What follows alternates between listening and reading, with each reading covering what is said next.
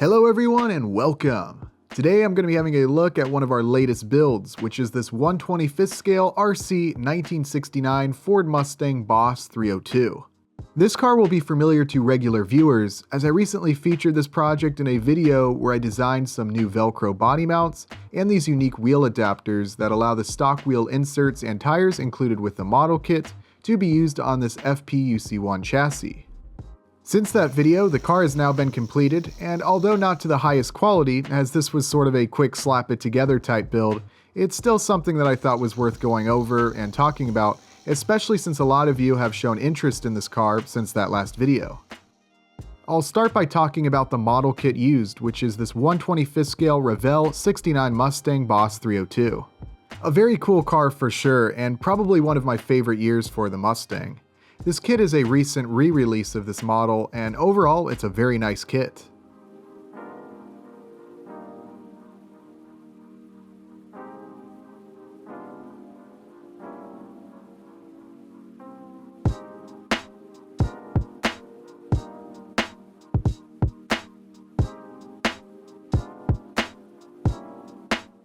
The body included with this kit looks great. Every part is well molded and it all went together very well. There were a few little things here and there that were a little tricky to put together, but all in all, a very nice kit that I'd certainly recommend. Don't count any minor fitment issues or cosmetic flaws that you see on our car against the model kit, since this car was built very quickly. With a bit more time and care, you can expect even better results. It is an RC body after all, so you don't necessarily need cosmetic perfection to still be able to enjoy the car, but even with that said, I'm still loving how it looks. The Boss 302 is such a cool looking car with those stripes, spoiler, and louvers. And one of the reasons I always find the vintage car builds fun are that any paint flaws can sort of be passed off as the car simply being old and showing a little wear or some imperfections, not unlike many of the real cars it's replicating. At least that's the way I like to look at it. Now the body is sitting a little high in a lot of these shots.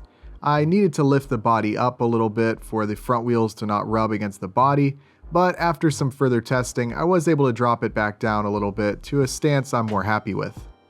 Some areas around the front wheels do need to be trimmed a little to allow the wheels to steer further. Right now the body is really limiting the steering angle. Obviously, it's always best to trim the body before painting, but I can still carefully do a little work on it. I did modify the body mounts a little, as you can see here. As I talked about in the last video featuring this car, I thought they might be allowing the body to lean to the sides a bit too much, so I pretty well fixed it here by just adding some wider pieces of styrene to help stabilize the body. I really don't mind if the body leans from side to side a little bit. In fact, it could look pretty cool going around corners, but these modified mounts keep it from leaning too far. I will be modifying the actual design of the mount, so you all don't have to glue on ugly styrene scraps like I did here. More on that to come. The chassis is our 3D printable FPUC1. A super simple design, but it works well. Only real downside when using it on a higher ride height car like this is that it sits lower than the body, as you can see here. This is especially the case when using smaller diameter wheels, such as the stock ones seen on this car. It's got some basic cheap electronics hooked up to it.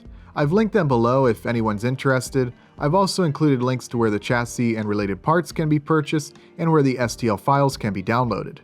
It's all in a post on our site linked below in the description. A discount code for the chassis can also be found there as well. It's valid for 1 week, so don't forget to take advantage of that if you want to build your own car. All in all, a simple little build with some great scale looks that you could do yourself for around $100 US. But of course, no overview would be complete without doing a little driving. It may not be the fastest car in my fleet, but I do enjoy watching it drive around at somewhat scale speeds. Those little wheels, which are probably like 14 or 15 inches on the real car, scaled down to the size, make that FPUC1 chassis really sit close to the ground. And as a result, it doesn't take much to trip it up. Just a small rock or crack in the pavement is all it takes, but sometimes it's just an excuse for a burnout.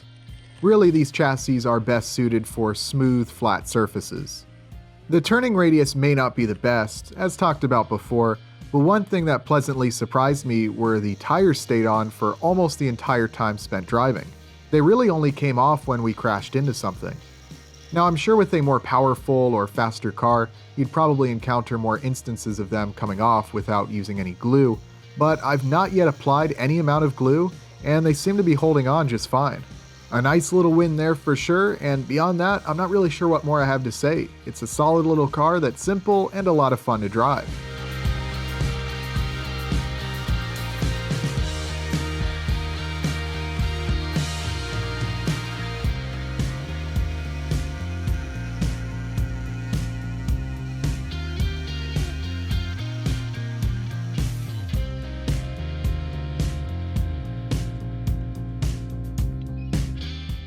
I'll go ahead and post another more detailed project I did using the same FPUC1 chassis below in the description if you'd like to check it out.